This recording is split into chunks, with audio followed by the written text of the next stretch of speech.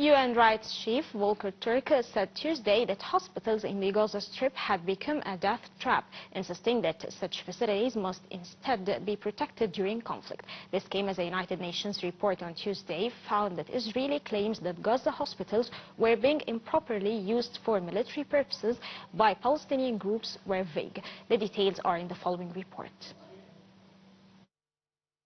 A UN report published Tuesday found that Israeli strikes on and near hospitals in the Gaza Strip had left healthcare in the Palestinian territory on the verge of collapse.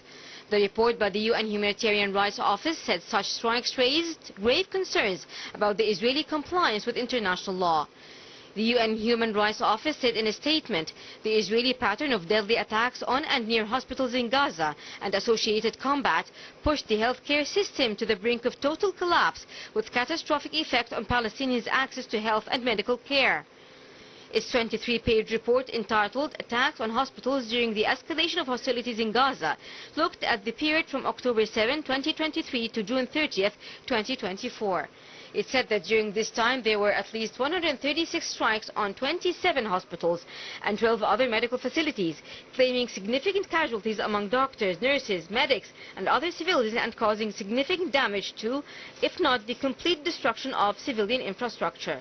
The report noted that medical personnel and hospitals are specifically protected under international humanitarian law, provided they do not commit or are not used to commit acts harmful to the enemy outside their humanitarian function. It found that the Israelis' repeated claims that the Gaza hospitals were being improperly used for military purposes by Palestinian groups were vague. The report said insufficient information has so far been made publicly available to substantiate these allegations, which have remained vague and broad, and in some cases appear contradicted by publicly available information. UN Human Rights Chief Volker Turk said Gaza hospitals had become a death trap. He said that it is as if the relentless bombing and the dire humanitarian situation in Gaza were not enough. The one sanctuary where Palestinians should have felt safe in fact became a death trap. The Gaza war was triggered by the unprecedented Hamas-led October 7, 2023 reprisal attack on the Israeli occupation. The Israeli military aggression has since then killed more than 45,500 people in Gaza, a majority of them civilians.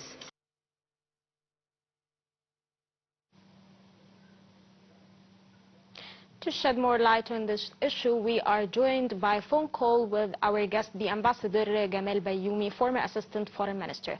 Good afternoon, Mr. Ambassador. Good afternoon. How are you? Mr. Ambassador, I would like to ask you first, how do you see the reasons for the failure to reach a ceasefire deal in Gaza?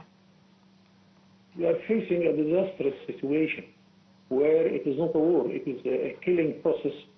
Automatically, they are killing people who are not fighting, women, children, and old people who do not fight. So, if we go to the international legal system, it doesn't help us a lot, because the only place where we can have a decision which is obliging Israel to stop, it is the Security Council, where there are 15 members. 14 members vote for stopping killing, and one only member vote against it because they have the veto right, and they stopped the international legal system. So we went to the General Assembly, where we got 154 votes with us. This is a huge majority. Even so, Israel feels that it's protected by a big power, and it will not abide to any decision like that. It is a killing process. It is absolutely something no human being would accept this. So I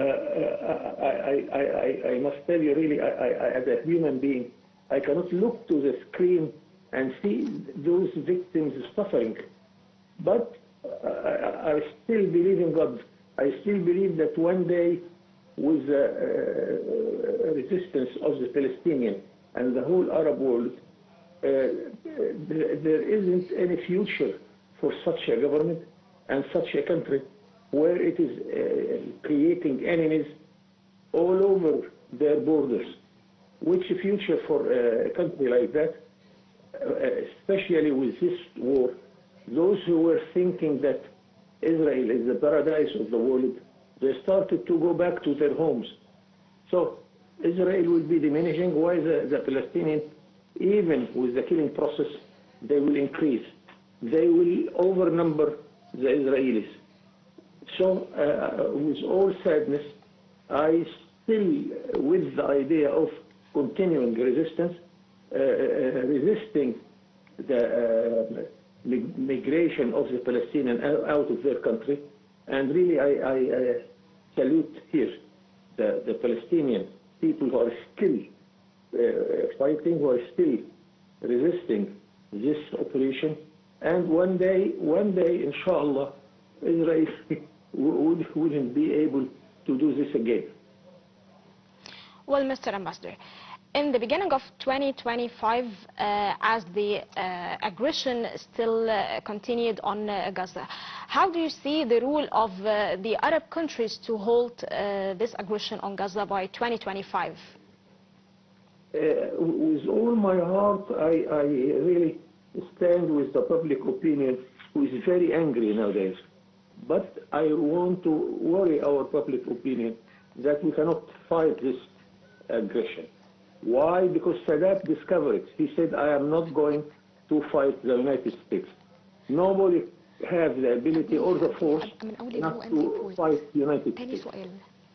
So we have to continue negotiating, we have to continue resisting, we have to continue condemning this through the international organization and the regional organization. Take, for instance, the African Union. It's totally with us. They gave membership to the Palestinian Authority, although Palestine is not in Africa. Take the Islamic forces.